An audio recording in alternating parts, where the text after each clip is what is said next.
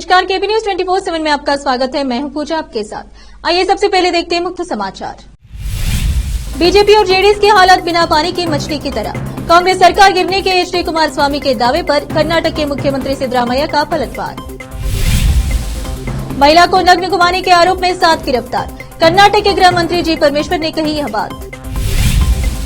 मराठाओं के खिलाफ बोलने वालों को रोके। कोटा को लेकर फडणवीस पर भड़के जरांगे। मुआ मोइत्रा पहुंची सुप्रीम कोर्ट। लोकसभा से निष्कासन के खिलाफ दायर की याचिका। कुछ लड़ाइयां हारने के लिए लड़ी जाती है। अनुच्छेद 370 पर फैसले से पहले कपिल सिब्बल का पोस्ट।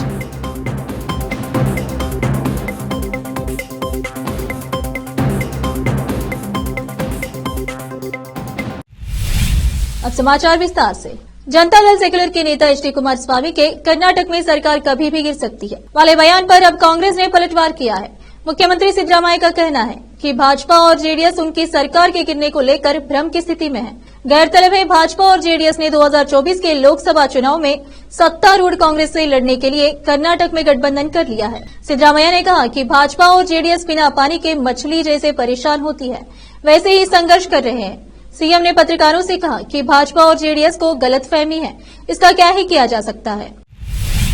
कर्नाटक के गृह मंत्री डॉक्टर जी परमेश्वर ने कहा कि पुलिस ने रविवार 10 दिसंबर और सोमवार 11 दिसंबर की दरमियान रात को बेलगावी तालुका के होसावंतमुरी गांव में एक महिला पर हमला करने और उसे नग्न घुमाने के आरोपी 7 लोगों को गिरफ्तार किया है। डॉक्टर परमेश्वर ने कहा इस कृत्य में शामिल सभी आरोपियों के खिलाफ कार्रवाई की जाएगी। डॉक्टर परमेश्वर ने पत्रकारों को बताया कि 24 वर्षीय अशोक नायक का गांव की ही प्रियंका से प्रेम संबंध था। दोनों रविवार को भाग गए थे। उन्होंने बताया कि हरकत की सूचना मिलने पर पुलिस ने महिला को बंधन से मुक्त कराया, उसके कपड़े उपलब्ध कराए और उसे इलाज के लिए अस्पताल में भर्ती कराया गया।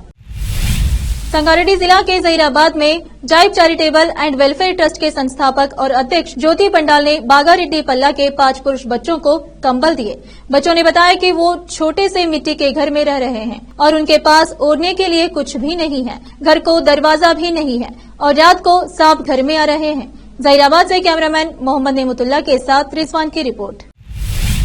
सरकार बदलते ही सरकारी दफ्तरों और पोस्टरों पर तस्वीरें भी बदल जाती हैं। वहीं महिलाओं के लिए मुफ्त बस सेवा के लिए आयोजित कार्यक्रम में कुछ देर के लिए तनाव की स्थिति बन गई, क्योंकि कार्यक्रम में लगाए गए पोस्टरों पर केवल महिलाओं की तस्वीरें थी।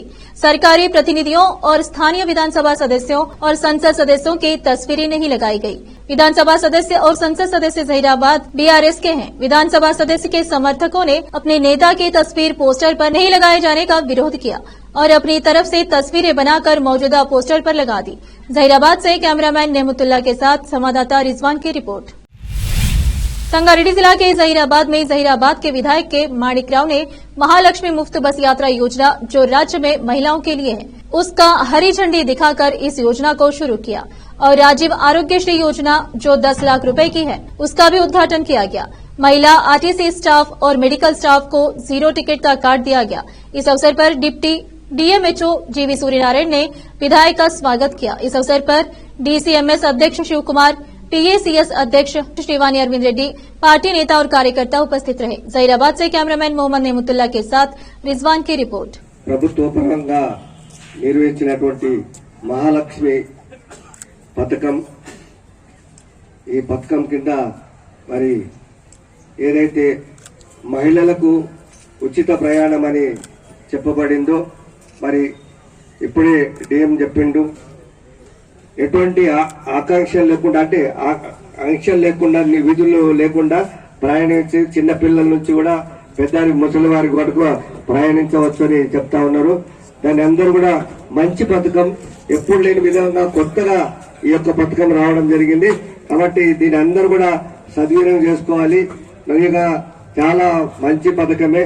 ఇక్కడ నుంచి మన తెలంగాణలో ఎంత దూరమైనా ప్రయాణించవచ్చు. కాబట్టి ఈ పథకాన్ని మీరందరూ కూడా, మహిళలు ముఖ్యంగా అందరికీ కూడా మంచిది. ఇప్పుడు ఎక్కడ లేదండి, ఫస్ట్ టైం ఇది. ఈ కార్యక్రమంలో మీరు అందరూ కూడా ప్రచారం చేసే అవసరం ఉంది. ఇక్కడ కొంత మరి మహిళలు ఉన్నట్టున్న డిపార్ట్మెంట్, మెడికల్ డిపార్ట్మెంట్, మీరు కూడా మీ ఏరియాలో ప్రచారం చేయండి అని తెలియజేస్తూ, మరి అందరూ కూడా ఈ పథకాన్ని ఘనంగా మరి వాడుకోవాల్సిందిగా మీ అందరికీ కోరుకుంటూ సెలవు తీసుకుంటున్నా. Thank you. अब वक्त हो चले एक छोटा सी ब्रेक का।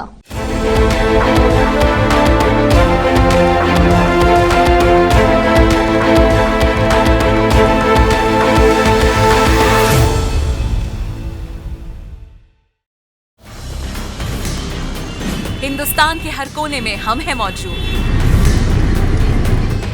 24 घंटे हालात पर गहरी नजर, खबरों से जुड़े चुपते सवालात, और आपको दिखाता है धार्मिक, सामाजिक, राजनीतिक, लोकल और इंटरनेशनल न्यूज की सबसे बेहतर कवरेज, जो आपको रखती है हर पल बाखबर। देश और दुनिया भर की खबर के लिए देखते रहें केपी न्यूज 24/7। ब्रेक के बाद आपका स्वागत है समाचारों में। तेलंगाना के कुतबुल्लापुर क्षेत्र के चर्च गगीलापुर में मोहम्मद नईम पाशा को विश्व मानवाधिकार संरक्षण एसोसिएशन की ओर से कुतबुल्लापुर निर्वाचन क्षेत्र के संयोजक नियुक्त किया, जिसमें WHRPA के दक्षिण भारत के कार्यकारी अध्यक्ष Mamelin Nagesh, MD Yusuf, MD Jameel Pasha, doctor MS Masood, Qazi Suleman Malik और दूसरे उपस्थित थे। कुतबुल्लापुर तेलंगाना से केपी न्यूज के संवाददाता मोहम्मद निजाम की रिपोर्ट।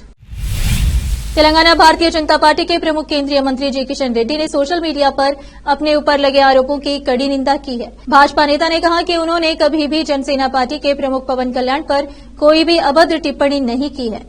उन्होंने अपने ऊपर लगे आरोपों को झूठा प्रचार करार दिया है। मीडिया से बात करते हुए जी किशन रेड्डी ने कहा, रविवार की शाम से ही कुछ लोग सोशल मीडिया पर नकारात्मक प्रचार कर रहे हैं कि मैंने जनसेना प्रमुख पवन कल्याण पर अभद्र टिप्पणी की है। मैं इस झूठे प्रचार की कड़ी निंदा करता हूं। मीडिया को बयान जारी करते हुए केंद्रीय मंत्री ने कहा कि तेलंगाना में भाजपा और जनसेना पार्टी साथ में चुनाव लड़ी थी। दोनों पार्टियों द्वारा सावधानी पूर्वक विचार करने के बाद ही यह फैसला लिया गया था। मराठा आरक्षण की मांग करने वाले सामाजिक कार्यकर्ता मनोज जरांगे ने दावा किया है कि महाराष्ट्र के डिप्टी सीएम देवेंद्र फडणवीस के कुछ करीबी लोग मराठाओं के खिलाफ बोल रहे हैं। जरांगे ने अपील की कि फडणवीस लोगों को ऐसा करने से रोके। रविवार रात को लातूर में पत्रकारों से बात करते हुए जरांगे ने कहा कि उन्हें सीएम एकनाथ शिंदे पर विश्वास है कि वह मराठा समुदाय को आरक्षण देंगे। जरांगे आरक्षण के लिए लोगों को जागरूक करने के लिए राज्य के अलग इलाकों का दौरा कर रहे हैं। इसी के तहत रविवार को वह लातूर पहुंचे। पत्रकारों से बात करते हुए जरांगे ने कहा कि आप कह सकते हैं कि यह मेरी आखिरी विनती है। महाराष्ट्र के नेताओं को देखना चाहिए कि लोगों में असंतोष नहीं होना चाहिए। 5-7 लोग हैं जो मराठाओं के बारे में बोल रहे हैं और ये लोग देवेंद्र फडणवीस के करीबी हैं। जरांगे ने इस दौरान किसी का नाम नहीं लिया। मुरादाबाद में थाना पागबाड़ा क्षेत्र का एक मामला सामने आया है, जहां पर एक तांत्रिक की वजह से लोगों में रोष है। आरोपी की तांत्रिक नगर पंचायत कस्बा पागबाड़ा में तांत्रिक तंत्र मंत्र की विद्या से मोहल्ले में ही महिलाओं का यौन शोषण कर रहा है और महिलाओं एवं बच्चों एवं सीधे साधे व्यक्तियों को मौत का खौफ बताकर उनका शोषण एवं नाजायज रुपए ऐंठता है। आरोपी के कई बार मोहल्ले के नाबालिग बच्चों के साथ भी अपने तंत्र मंत्र की विद्या से उनका शोषण कर चुका है, जिससे महिलाओं एवं बच्चों में तांत्रिक साजिश का खौफ बना हुआ है। कई बार ग्रामीणों ने इसकी शिकायत थाना पागबाड़ा पर की, लेकिन पुलिस ने कोई भी उचित कार्यवाही तांत्रिक साजिश के खिलाफ नहीं की, जिससे नाराज ग्रामीण ने कस्बा पागबाड़ा चेयरमैन मोहम्मद याकूब के साथ एकत्र होकर मुरादाबाद के SSP हेमराज मीणा को एक शिकायती पत्र देते हुए आरोपी तांत्रिक साजिश के खिलाफ रिपोर्ट दर्ज कार्यवाही की मांग की है। मुरादाबाद से केपी न्यूज के संवाददाता आलम वारसी की रिपोर्ट। हम SSP साहब के ऑफिस पर आए हैं मुरादाबाद, और नगर पंचायत पागबाड़ा से मैं चेयरमैन हूँ, बाकी ये सब वहाँ की जनता है। क्या नाम है आपका? मेरा नाम मोहम्मद याकूब है। याकूब जी, क्या मामला बताएंगे? मामला यह है कि एक साजिद नाम का व्यक्ति है जो तंत्र मंत्र विद्या का काम करता है और मोहल्ले वालों को परेशान करता है, जो मस्जिद में जाके भी इस काम को करने की कोशिश करता है। रोकते हैं तो वो लोगों के ऊपर आरोप झूठे लगाता है, मारने पीटने के आरोप लगाता है और महिलाओं का शोषण भी करने की कोशिश करता है, जिससे मोहल्ले वाले बहुत ज़्यादा परेशान हैं। और वो बार बार धमकी देता है कि मैं बीजेपी का आदमी हूँ, बीजेपी का कार्यकर्ता हूँ, जिससे लोग परेशान हैं। हम चाहते हैं, इन सब लोगों की आवाज़ है तो गुजारिश है SSP महोदय से कि वो इस समस्या का समाधान करें, उसके ऊपर कानूनी कार्रवाई हो और उससे निजात मिल जाए मोहल्ले वालों को। मोहल्ले की महिलाएं बहुत ज़्यादा परेशान हैं। कितने समय से कर रहा है वो ये काम? वो लगभग 2-3 साल से कर रहा है। इसकी स्थानीय पुलिस से शिकायत की आपने? स्थानीय पुलिस से शिकायत की थी, उन्होंने शांति भंग के आरोप में उनका चालान कर दिया था, लेकिन उसके बाद चालान होने के बाद उनकी ज़मानत हो गई और ज़मानत होने के बाद उन्होंने आकर के फिर मोहल्ले वालों को धमकाया, जिससे फिर उसके बाद उन्होंने एक प्रार्थना पत्र दिया था कि हमें मोहल्ले वाले परेशान कर रहे हैं। कल पुलिस गई थी, उसके मामले में हमने उनसे बात की, अपनी बात रखी, तो वो तो सब निष्पक्ष है कि दिख रहा है कि सब फ्रॉड है, वो गलत कर रहा है, लोगों को परेशान कोशिश कर रहा है, तरह तरह की उसकी वीडियो हैं, लोगों के साथ वो यही काम करता है, धमकाता है। क्या चाहते हैं आप इसमें? हम चाहते हैं कि एसएसपी साहब इसके खिलाफ एक कानूनी कार्रवाई करें और वो उस मोहल्ले से हटा दिया जाए, नहीं तो वो कहीं ना कहीं किसी न किसी निर्दोष व्यक्ति को किसी न किसी जाल में फांस करके जेल पहुंचा देगा और ये जनता के लिए बहुत ही बुरा होगा, बहुत ही बुरा होगा। तंत्र विद्या का काम क्या करता है वो? तंत्र विद्या के काम वो अपने घर पे भी करता है, मोहल्ले चौराहों पे भी करता है और मस्जिद में जाकर के भी करने की कोशिश करता है। उसकी भी एक वीडियो है हमारे पास, जो उन्हें अचानक से जाकर के वहाँ पे लेडीज़ को लेके गया और ले जाने के बाद वह तंत्र विद्या का काम कर रहा था। मना करने पर उसने हमें धमकाने की कोशिश की और हमारे मौलाना को पीटने की भी कोशिश की और कहता है कि 1 मिनट में सब कुछ कर दूंगा, मैं तुम्हें बर्बाद कर दूंगा। तृणमूल कांग्रेस नेता मुआ मोइत्रा ने लोकसभा सदस्यता रद्द करने के फैसले को सोमवार को सुप्रीम कोर्ट में चुनौती दी है। कैश फॉर क्वेश्चन मामले में एथिक्स कमेटी की सिफारिश के बाद मुआ की संसद सदस्यता शुक्रवार को रद्द कर दी गई थी। गौरतलब है कि मुआ पर पैसे लेकर संसद में सवाल पूछने का आरोप लगाया गया था, जिसके बाद एथिक्स कमेटी का गठन किया गया और फिर एथिक्स कमेटी ने लोकसभा में लंबी जांच पड़ताल के बाद शुक्रवार को रिपोर्ट सौंपा था। रिपोर्ट में एथिक्स कमेटी ने लोकसभा अध्यक्ष से मुआ मोइत्रा को सदन से निष्कासित करने की सिफारिश की थी। रिपोर्ट पेश होने के बाद लोकसभा में करीब 1 घंटे तक चर्चा चली और फिर मुआ मोइत्रा को संसद से निष्कासित करने का प्रस्ताव जारी किया गया, जिसे ध्वनि मत से पास कर दिया गया। लोकसभा स्पीकर ओम बिरला ने कहा था, यह सदन समिति के निष्कर्ष को स्वीकार करता है कि संसद मुआ मोइत्रा का आचरण एक संसद के रूप में अनैतिक और अशोभनीय था, इसलिए उनका संसद बने रहना उचित नहीं है। अब फिलहाल एक छोटा सा ब्रेक।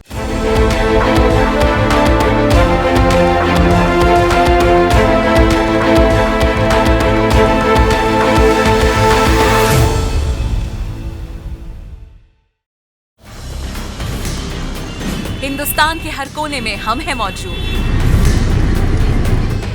24 घंटे हालात पर गहरी नजर, खबरों से जुड़े चुपते सवालात और आपको दिखाता है धार्मिक, सामाजिक, राजनीतिक, लोकल और इंटरनेशनल न्यूज की सबसे बेहतर कवरेज, जो आपको रखती है हर पल बाखबर। देश और दुनिया भर की खबर के लिए देखते रहें केपी न्यूज 24/7। ब्रेक के बाद आपका स्वागत है समाचारों में। सुप्रीम कोर्ट ने पूर्ववर्ती जम्मू कश्मीर राज्य को विशेष दर्जा देने वाले अनुच्छेद 370 को निरस्त किए जाने के सरकार के 5 अगस्त 2019 के फैसले को बरकरार रखा है। सुप्रीम कोर्ट ने पूर्ववर्ती जम्मू कश्मीर राज्य को विशेष दर्जा देने वाले अनुच्छेद 370 को निरस्त किए जाने के सरकार के 5 अगस्त 2019 के फैसले को बरकरार रखा है। सुप्रीम कोर्ट के अनुच्छेद 370 फैसले से कुछ घंटे पहले वरिष्ठ वकील कपिल सिब्बल ने पोस्ट किया कि कुछ लड़ाइयां हारने के लिए लड़ी जाती हैं।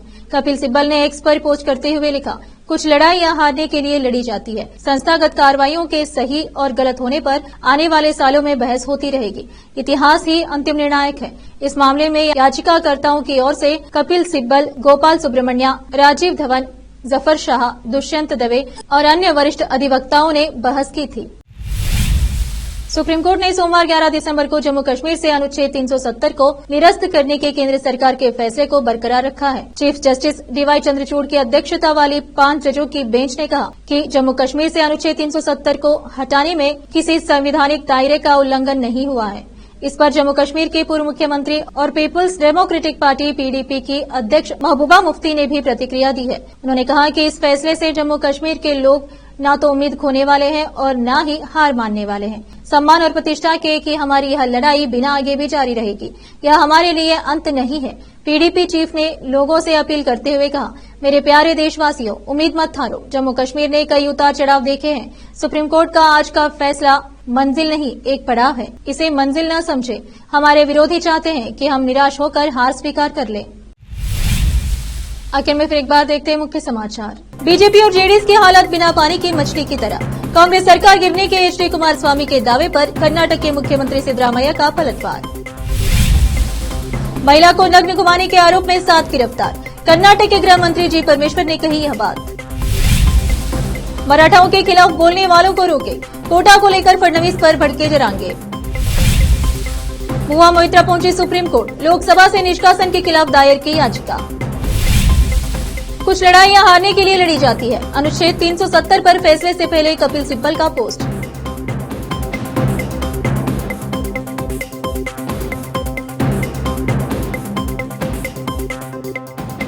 केपी न्यूज में इतना ही। देश प्रदेश के समाचारों के लिए देखते रहिए केपी न्यूज 24/7। धन्यवाद।